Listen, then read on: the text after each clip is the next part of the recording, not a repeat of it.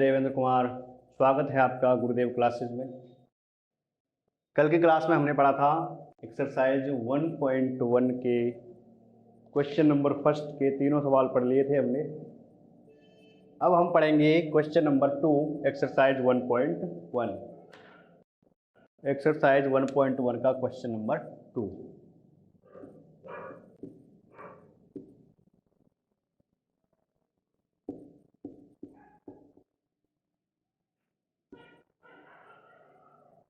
तो देखिए, सबसे पहले वही करेंगे यूक्लिड विभाजन प्रमेय से। ठीक है, तो यहां मान लेंगे, माना ए कोई धनात्मक विषम पूर्णांक है, धनात्मक विषम पूर्णांक है।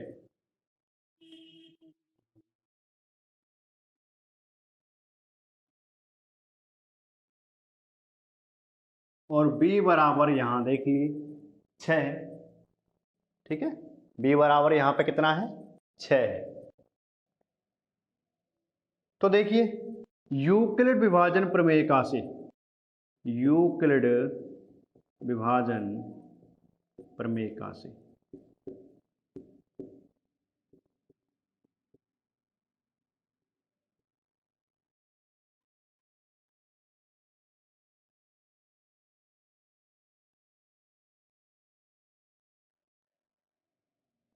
और यूक्लिड विभाजन प्रमेय से यहाँ पर क्या है होता है, आप ये जानते हैं कि a बराबर बी क्यू प्लस आर और b बराबर, मतलब b बड़ा है r से और r बड़ा है 0 से या बराबर है।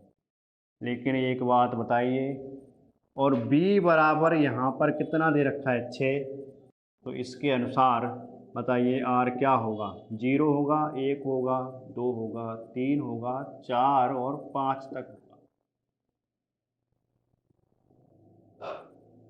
अब देखेंगे यहाँ पे इस 0, 1, 2, 3, 4 सबके मान यहाँ रख देंगे। जब b बराबर 6 है, r बराबर ये सब है, तो देखिए क्या निकल के आता है, a बराबर 6q प्लस 1, a बराबर और 0 पहले आएगी 0, तो इसका जो आंसर होगा 6q आएगा। a बराबर 6q और यहाँ से a बराबर 6q प्लस 1 रखेंगे, a बराबर 6q प्लस 2 रखेंगे और a बराबर 6q प्लस 3 रखेंगे। ठीक है, इसको आप नोट कर लेंगे इससे।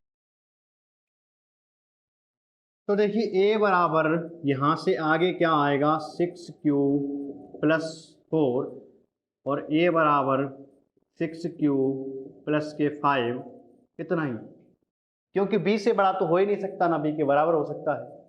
ठीक है, तो 5 तक आएगा, क्योंकि हमारे r भी 5 तक ही है यहाँ पे ये।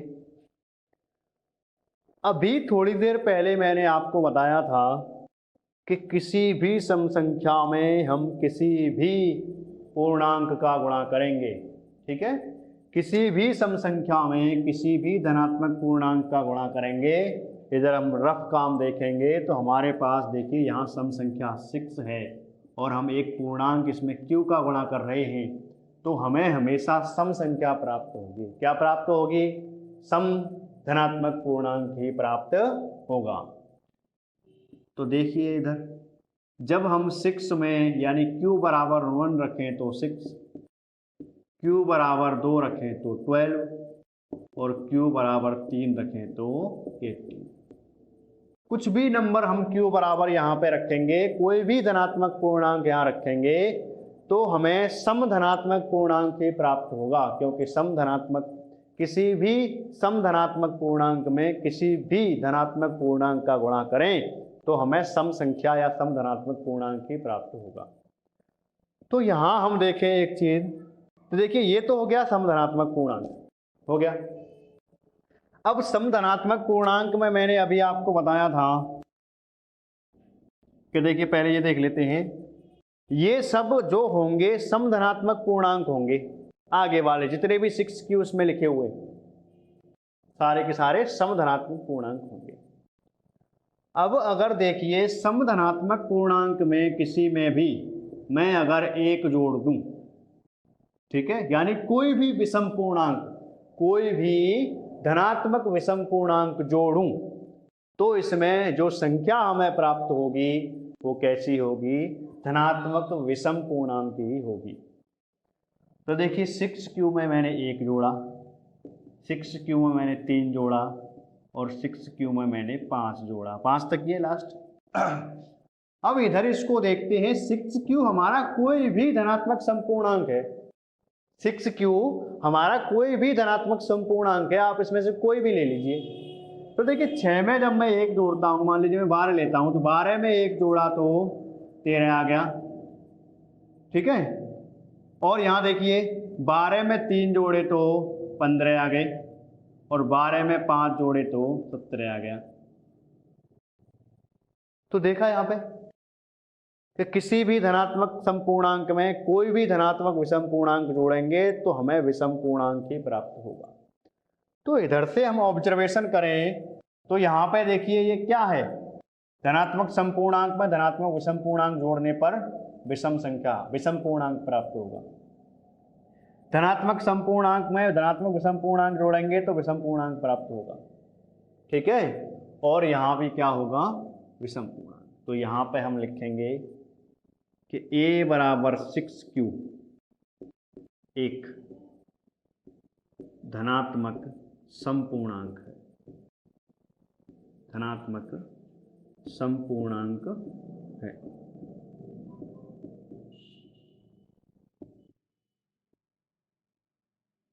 चूंकि इस तो यहाँ हम कह सकते हैं इसलिए या अतः, इसलिए a बराबर कितना है 6Q प्लस 1 या 6Q प्लस 3 या 6Q प्लस 5 विषम धनात्मक पूर्णांक होगा, विषम धनात्मक पूर्णांक होगा।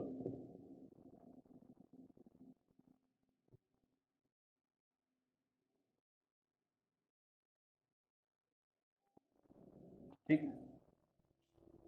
ये तो हो गया हमारा यूक्लिड विभाजन प्रमेयिका की सहायता से। अब इसको आप नोट कर लेंगे। अब इसका हम आपको एक अल्टरनेट मेथड बताएंगे, ठीक है। इसका अल्टरनेट मेथड मतलब इसकी सेकंड विधि क्या है, इसका दूसरा मेथड क्या है। तो दूसरा मेथड ये है कि मान लीजिए a एक धनात्मक विषम पूर्णांक है, ठीक है। यहां से हल शुरू करते हैं कि माना कौन से क्वेश्चन का? दूसरे का ही है ये, दूसरे का ही। वो पहले वाला हल तो हमें प्राप्त हो गया, पहले वाले को हम सिद्ध कर चुके। अब हम दूसरी विधि से बता रहे हैं इसी को, दूसरे सवाल को ही दूसरी विधि से बता रहे हैं कि माना a एक धनात्मक विषम पूर्णांक है,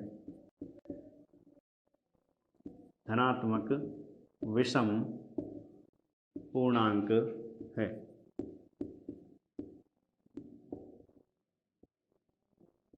और b बराबर 6 है, ठीक है। b बराबर क्या है? 6 है।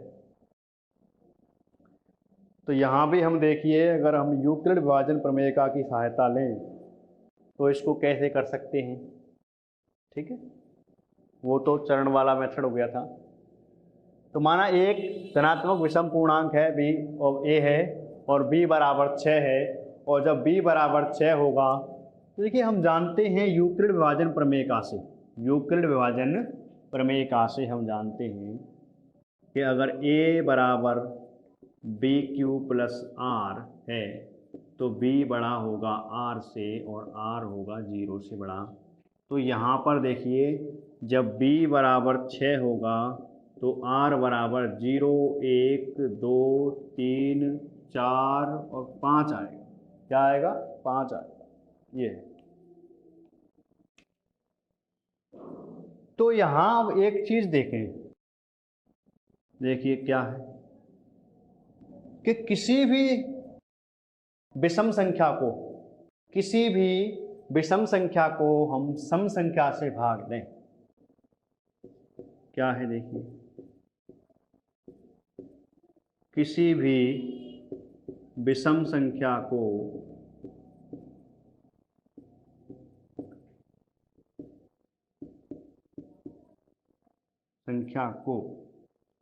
और सम संख्या से भाग दें, सम संख्या से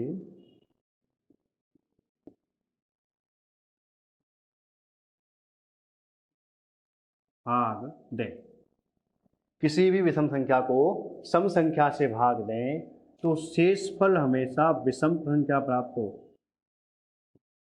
शेषफल हमेशा विषम संख्या प्राप्त होगी। क्या प्राप्त होगी? विषम संख्या प्राप्त होगी।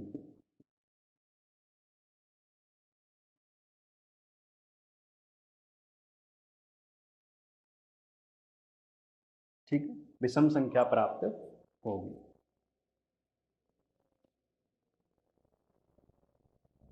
तो पहले सवाल को देख लेते हैं, फिर इसके बारे में बताएंगे कैसे होगी। तो देखिए, जब इस b का हमने इस a में भाग दिया तो हमें जो शेषफल प्राप्त होंगे वो विषम होंगे। तो शेषफल हमारे b बराबर 6 है, तो शेषफल हमें 0 से 5 तक प्राप्त हो सकते हैं। और 0 से 5 तक हम देखेंगे, एक तो विषम 1 है, एक 3 है, एक 5 है। ठीक है, तो यहां क्या लिखेंगे? अतः r बराबर 1 होगा या 3 होगा या 5 पर, 1 3 5 पर, r बराबर 1 3 5 पर विषम धनात्मक पूर्णांक होगा। ठीक है, r बराबर 1 3 5 पर, यानी शेषफल जब 1 3 5 होगा तो हमारा यहाँ पर विषम धन पूर्णांक होगा। r बराबर 1 3 5 पर a हमारा विषम धन पूर्णांक होगा।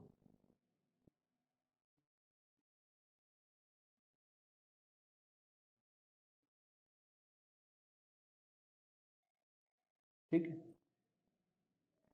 तो विषम धन पूर्णांक होगा तो देखिए a बराबर विषम धन पूर्णांक कौन कौन सा होगा? 6q + 1, शेषफल 1 इसी में है, और a बराबर 6q + के 3 इसमें है 3, और a बराबर 6q + के 5। ये सब कैसे होंगे? विषम धन पूर्णांक होंगे। तो यहां पर लिखेंगे विषम धन पूर्णांक होगा, इसलिए a बराबर, इसलिए a बराबर 6q + 1, a बराबर 6q + 3 या a बराबर 6q + 5 विषम धनात्मक पूर्णांक होंगे, विषम धनात्मक पूर्णांक होंगे।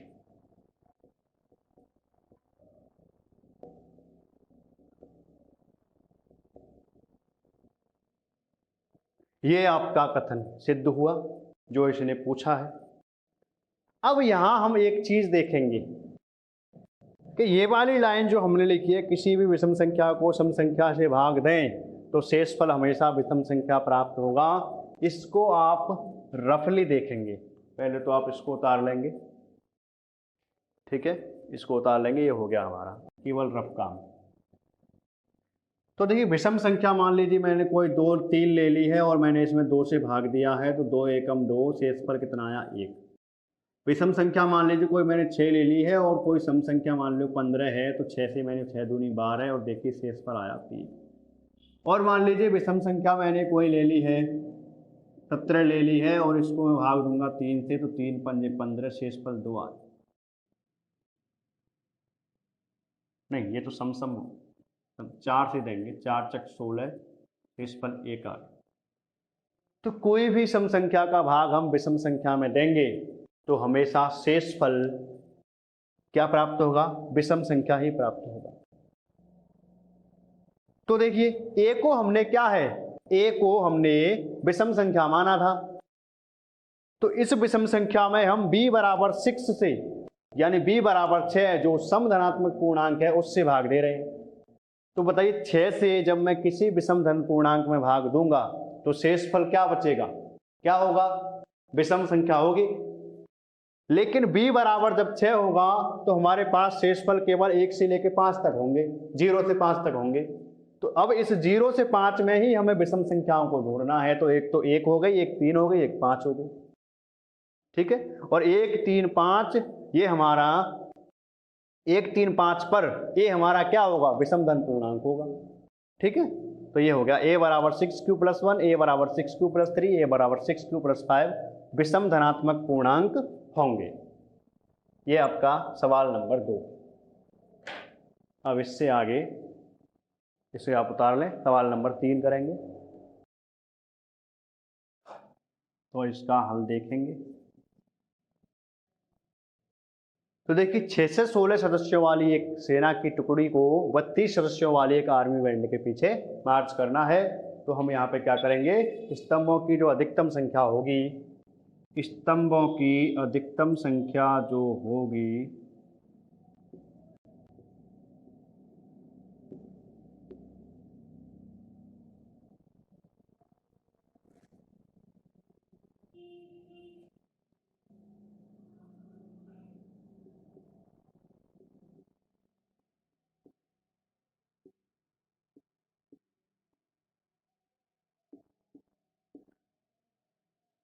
स्तंभों की अधिकतम संख्या होगी HCF होगी। किसका HCF? 6 से 16 और 32 का HCF, इसके बराबर होगी, ठीक है। अब यहां पर देखिए, इसको हमें यूक्लिड विभाजन प्रमेय से करना है। तो यूक्लिड विभाजन एल्गोरिथम,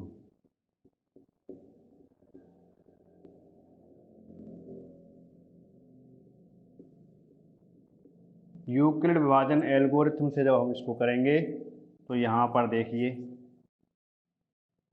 क्या है, चरण 1, और चरण 1 में आपको 6 से 16 और 32 की तुलना करनी है। और 6 से 16 बड़ा है 32 से, तो यहाँ पे लिखेंगे यूक्लिड विभाजन प्रमेय से। आप इसको पूरा लिखेंगे, शॉर्ट में नहीं लिखेंगे।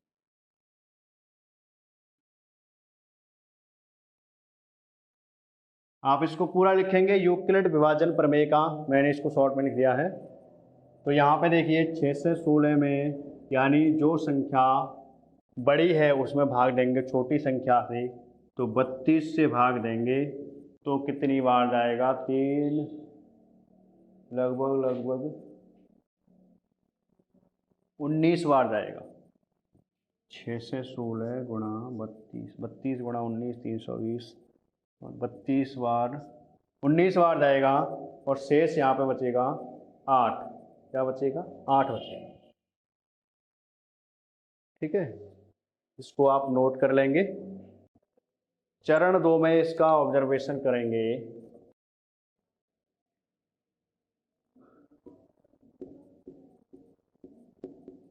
तो देखिए क्या है, 8। 8 हमारा 0 के बराबर नहीं है, तो हमें तो 0 लेके आना है तभी तो HCF आएगा। तो 0 के बराबर नहीं है तो इसमें क्या करेंगे? आगे और चलेंगे, आगे और चलेंगे, ठीक है।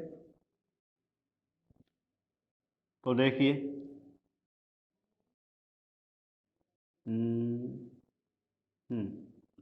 यूक्लिड पुनः यूक्लिड विभाजन प्रमेय से, ठीक है। तो यहाँ पे हमने 32 से भाग दिया था, अब 32 में भाग देंगे और 8 का देंगे 4 बार, शेषफल आएगा 0। और शेषफल अब तो 0 आ ही गया है, तो HCF आ जाएगा आपका शेषफल 0 देने वाली संख्या। तो शेषफल 0 किसकी वजह से आया है? 8 से भाग देने की वजह से। तो HCF कितना हो गया? 8 हो गया। तो स्तंभों की अधिकतम संख्या कितनी हो गई? 8 हो गई। अतः स्तंभों की अधिकतम संख्या, स्तंभों की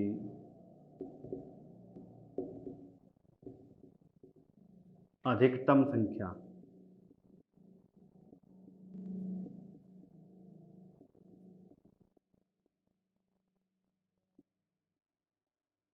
कितनी है? 8। ये आंसर आ गया। अब करेंगे सवाल नंबर 4। इसको आप नोट कर लेंगे। ये हमें सिद्ध करना है यहाँ पे, ठीक है। तो चलिए, माना ए कोई धनात्मक पूर्णांक है,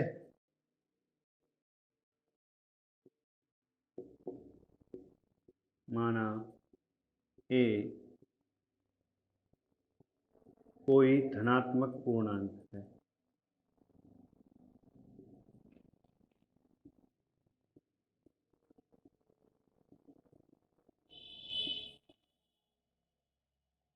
माना ए कोई धनात्मक पूर्णांक है और b बराबर कितना है?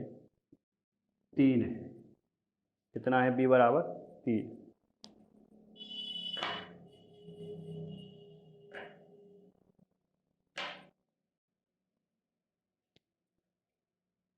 यूक्लिड विभाजन प्रमेय का से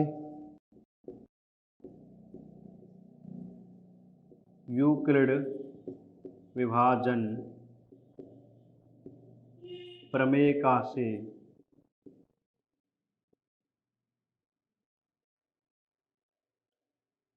यूक्लिड विभाजन प्रमेय का से देखिए, तो यूक्लिड विभाजन प्रमेय का क्या होती है? a बराबर बी क्यू प्लस के आर, और b बड़ा है r से लेकिन r बड़ा है 0 से या 0 के बराबर है। लेकिन जब b बराबर यहाँ 3 दिया हुआ है तो बताइए r कितना होगा? 0, 1 या फिर 2। ठीक है। जब b बराबर 3 है तो इसकी सहायता से r बराबर 0 होगा, 1 होगा या 2 होगा, यानी b का मान b से छोटा होगा r का मान। ठीक है। तो यहां आप देखेंगे कि जब r बराबर 0 लें, ठीक है, तो या फिर लगातार इनको लिख लेते हैं, या फिर इसको यहां लिखिए। जब b बराबर 3 है तो r बराबर 0, 1 और 2 हो गया। ठीक है। और इन तीनों को हम लिखेंगे यहाँ पे। तो यूक्लिड विभाजन प्रमेय का में इनको पुट करेंगे तो a बराबर क्या निकल के आएगा? 3q प्लस के 0, और a बराबर 3q प्लस के 1, और a बराबर 3q प्लस के 2, ये निकल के आएगा। ठीक है।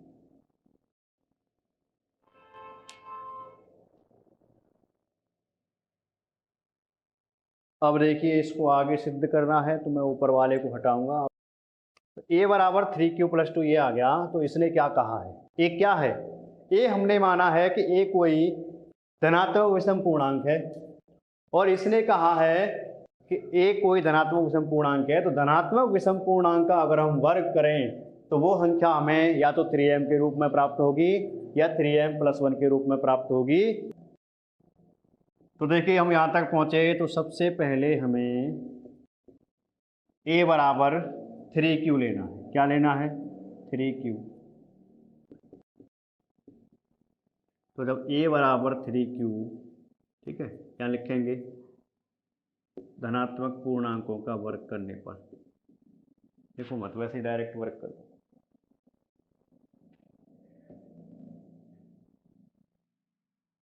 जब a बराबर 3q है, क्या है? 3q, तो यहाँ वर्ग करने पर, अब इसका करेंगे वर्ग।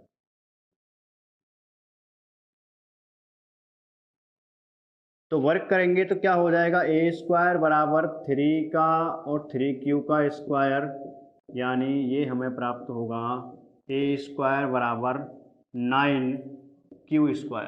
क्या होगा? 9q²।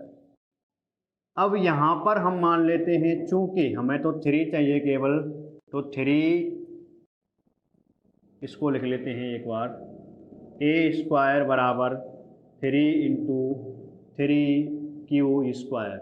ठीक है, ये तो यहाँ लिखेंगे, यहाँ हम मान लेंगे क्योंकि m बराबर 3q²।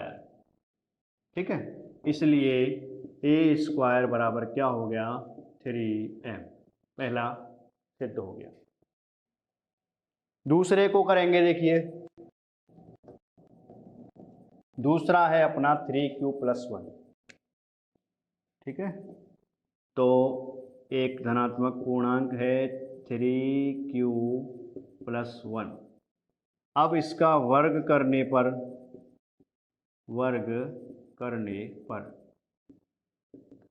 तो वर्ग करेंगे तो देखिए a² बराबर 3q+1, इसका भी वर्ग होगा इधर, तो इधर वर्ग करेंगे तो ये हो जाएगा a² और 3 का स्क्वायर यानी 9q का स्क्वायर प्लस 1 का स्क्वायर प्लस के 3 × 3q × 1, ये हो गया, सॉरी 2 × 3q × 1 ये। अब इसको जब आगे सॉल्व करते हैं तो ये हो गया आपका, चाहे ऐसे लिख लेते हैं, आगे इसको सॉल्व करेंगे तो देखिए a² बराबर ये हो जाएगा 9q² + 1 प्लस के 6q। अब हमें इसको 3 की फॉर्म में लिखना है, तो a² बराबर ये हो जाएगा आपका 3 कॉमन लेंगे यहाँ से, तो 3q² प्लस के 2q और इधर +1 बचा। ठीक है, इन दोनों में से, या फिर इसको ऐसे लिख लीजिए, आपकी समझ में नहीं आया हो तो, कि 9q² प्लस के 6q+1 यहाँ ऐसे लिख लेंगे। और देखिए यहाँ पर 3 हमें बाहर कॉमन ले लेना है, तो यहाँ बचेगा 3q² प्लस के 2q और +1 रह गया बाहर। अब यहाँ मान लेंगे, चूंकि m बराबर हमने माना है, यहाँ अगले पद में लिख लेते हैं, m बराबर, चूंकि m बराबर है 3q² प्लस के 2q, इसको माना है, तो यहाँ पर जो a² आएगा आपका क्या आएगा? 3m+1, यही सिद्ध करना था हमें। तो एक और हमारा आया था a बराबर 3m+2, तो यहाँ देखिए वर्ग करने पर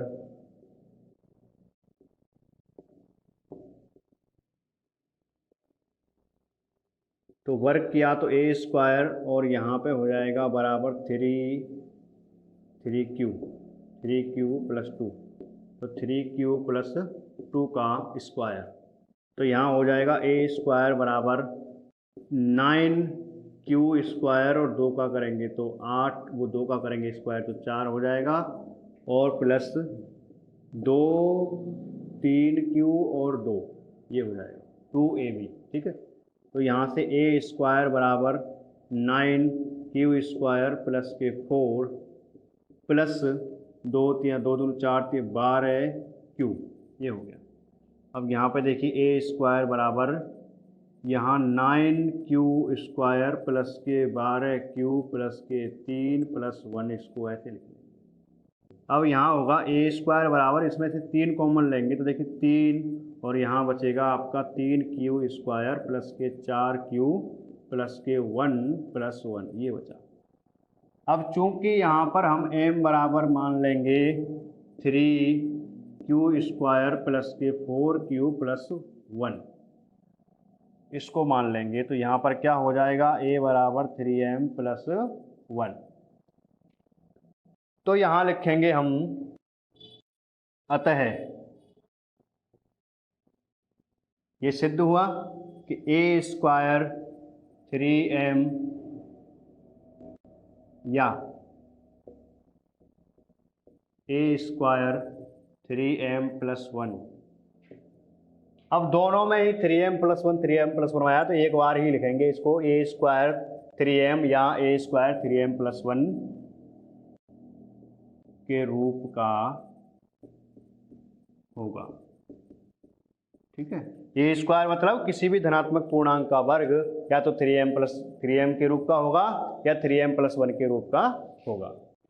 ठीक है, ये हो गया आपका सवाल नंबर 4। और पांचवा और अंतिम सवाल एक्सरसाइज 1.1 का हम करेंगे। यूक्लिड विभाजन प्रमेय का की सहायता से बताएंगे कि धनात्मक पूर्णांक का घन 9m या 9m+1 या 9m+8 के रूप का होता है। ठीक है, तो इसको बताएंगे। देखिए, तो यहाँ हम मान लेंगे अपनी तरफ से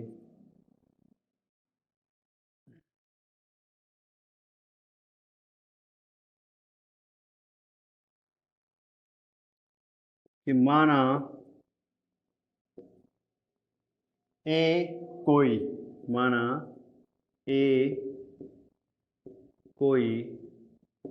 धनात्मक पूर्णांक है।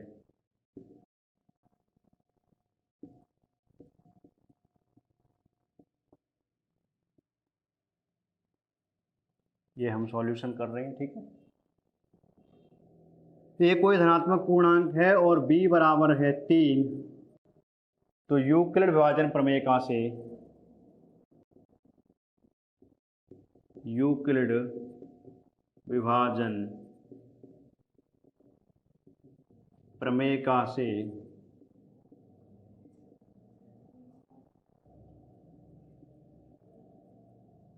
यूक्लिड विभाजन प्रमेय का से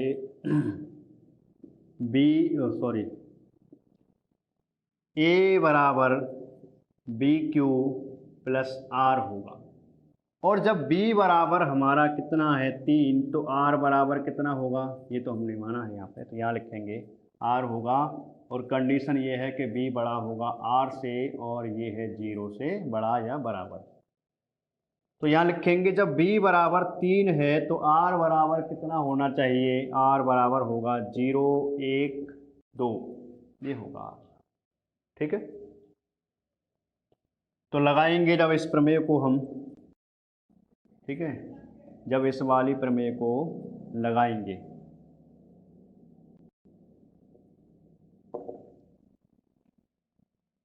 तो लगाइए, a बराबर 3 या 3Q+0। ठीक है, और a बराबर 3Q+1 और a बराबर 3Q+2, और इसको हम लिख सकते हैं a बराबर 3Q। ठीक है, अब सबसे पहला पूर्णांक हमारा a बराबर 3Q है। ठीक, तो यहाँ पर लेंगे a बराबर 3Q। a बराबर 3Q एक पूर्णांक है, तो वर्ग घन करने पर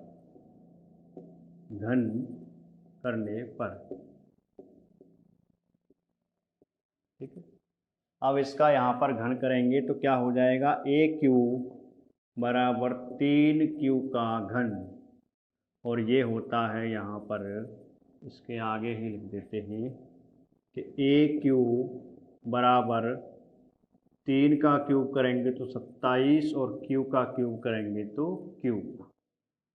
अब यहाँ हमें 3 के रूप में इसको 9 के रूप में दिखाना है, तो यहाँ देखिए इसका हो जाएगा AQ बराबर 9 × 3Q। तो यहाँ लिखेंगे, क्योंकि हमने माना m बराबर कितना है 3Q का क्यूब, ये मान। अब इसकी जगह पे देखिए m बराबर ये रख दीजिए, तो AQ बराबर कितना आ गया 9m। पहला आ गया अपना 9m। तो यहाँ पे एक पूर्णांक मान लीजिए a बराबर 3Q+1 है, और घन करेंगे इसका, तो ये हो गया घन करने पर AQ और 3Q+1 का क्यूब। ठीक है। जब इसका क्यूब करेंगे तो ये इधर ए क्यूब और 3 का क्यूब करेंगे तो 27 और क्यूब, एक का करेंगे तो 1 प्लस और आगे इसका करेंगे 3 क्यूब, 3 और 3 क्यू इंटू 1 और 3 क्यू प्लस 1, ये होगा।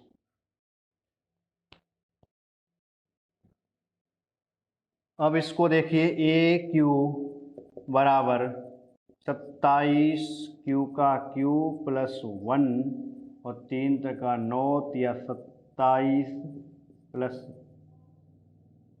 प्लस लगाया 3 तक 9, 9 ती 27, 27 क्यू स्क्वायर और प्लस ये हो गया 3 तक 9, 9 एकम 9 क्यू, ये हो गया। अब यहाँ से इसको हम ऐसे भी लिख सकते हैं कि ए क्यू बराबर 27 क्यू का Q plus 27 Q square plus के 9 क्यू प्लस 1, ऐसे लिख सकते हैं। ऊपर वाला आपने उतार लिया होगा, या उसको उतार लेंगे वीडियो को पॉज करके बाद में, ठीक है। तो यहाँ हम देखेंगे कि ए क्यू बराबर, इसमें से 9 हमें कॉमन लेना है तो 9 और अंदर बचेगा आपका 3 क्यू का क्यू प्लस यहाँ भी बचेगा 3 क्यू स्क्वायर और यहाँ पे बचेगा केवल क्यू और प्लस 1। और यहाँ लिखेंगे चूँकि m बराबर यहाँ पे हमें ये मानना पड़ेगा कि 3 क्यू को Q plus 3 Q square plus के क्यू, ये इसकी जगह पे यहाँ m रखेंगे तो देखिए क्या आया, ए क्यू बराबर 9m प्लस 1, ये आ गया, दूसरा आ गया। अब तीसरा देखेंगे, तीसरा है अपना कोई पूर्णांक मान लीजिए a, मानना क्या है, दे रखा है a बराबर 3q प्लस k2। अब इसका घन करेंगे, घन करने पर, ठीक है। तो यहाँ देखिए ए क्यू और ये हो जाएगा 3q प्लस 2 का क्यूब। यहाँ से देखिए 3 का क्यूब करेंगे तो 27 का क्यूब, 2 का करेंगे तो 8 प्लस के 3 और 3 क्यू और 2 और 3 क्यू प्लस के 2, ये हो गया। ये ए क्यू के बराबर है और ए क्यू के बराबर यहाँ से क्या आएगा, 27 क्यू प्लस 8 प्लस 3 दूनी 6 या 18 क्यू और 18 54 Q square, 54 Q square plus के, इसके अंदर क्या है, हमने इसका गुणा तो 3 तक 9, 9 दूनी 18, 18 दूनी 36 और इसके साथ क्यू भी है तो 36 क्यू, ठीक है।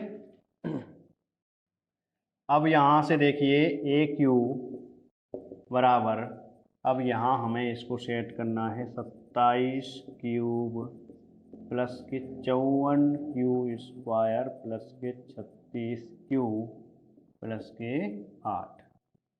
अब ये हो गया आपका ए क्यू बराबर, यहाँ से हमें कॉमन लेना है 9 तो यहाँ बचेगा आपका 3 क्यू का cube plus 6 Q square plus के 4 क्यू प्लस के 8। और हम यहाँ लिख सकते हैं कि m जो हमने माना है, चूँकि m बराबर 3 का क्यूब प्लस के 6 क्यू स्क्वायर प्लस के 4 क्यू, ये है। तो यहाँ ऊपर वाला आपने उतार लिया होगा, बाद में वीडियो को रिवर्स करके देख लेंगे और पॉज करके उतार लेंगे उसको, ठीक है।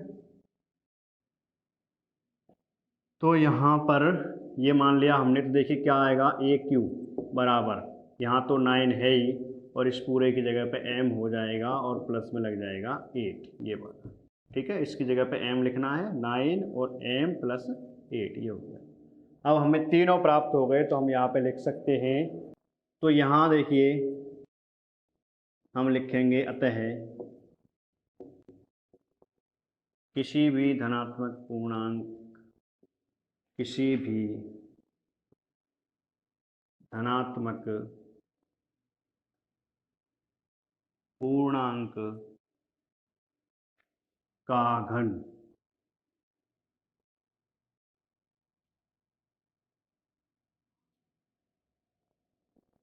या तो 9m के रूप का होगा या 9m+1 के रूप का होगा या 9m+8 के रूप का होगा। यही सिद्ध करना था। ठीक है, सिद्ध हुआ। तो 5 सवाल आपके हो गए। एक्सरसाइज 1.1 खत्म हो गई और कल की क्लास में आपको हम करवाएंगे एक्सरसाइज 1.2। उससे पहले हम परिचय करवाएंगे आपका अंकगणित की आधारभूत प्रमेय से। ठीक है, वीडियो आपको अच्छी लगी हो तो वीडियो को लाइक करें, शेयर करें और हमारे चैनल को सब्सक्राइब करें और इसको ज़्यादा से ज़्यादा शेयर करें।